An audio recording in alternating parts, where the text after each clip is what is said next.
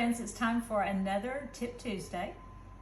Today we are going to be making a super easy focaccia bread. It's the one that you had if you visited us during our herb event. This is as easy as anything you could possibly make. It starts out with Publix pizza dough.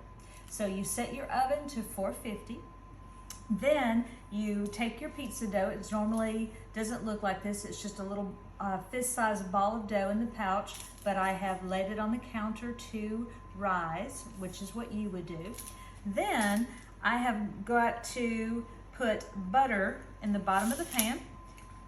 About half a tablespoon is probably fine because you're going to coat the pan with the butter. It's very important to use both butter and olive oil because that's what makes it crispy, and the olive oil gives it the wonderful flavor. So just generously coat your pan.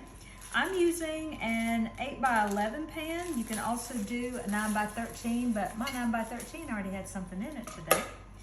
So it is very forgiving. Then I'm going to put a generous drizzle of olive oil on there. This thing doesn't drizzle very generously, sorry, so it's going to take a few passes. There we go.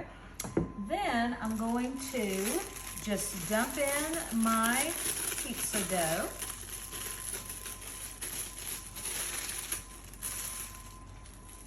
Kind of get it spread out. Then you're going to take your fingers to spread it out, making the wonderful holes that we always see in focaccia, and spread it a little bit as you go, going down kind of deep because we do want those holes to stay. Then another generous drizzle of olive oil. And you see I'll show you in just a second how much I've actually put on there. Okay.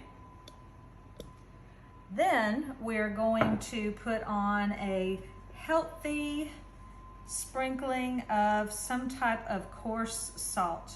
This is simply some kosher salt.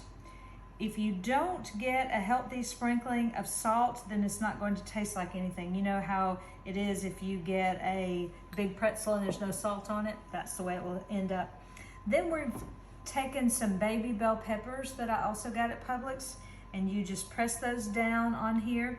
I kind of made it to look a little bit like a flower shape is what I was doing. So that's my little bouquet of flowers.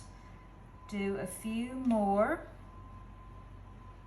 Then I got some fresh thyme stems, and I'm going to act like those are my flower stems. Lots of cute ideas for this on Pinterest to show you different ways to make some really pretty bread.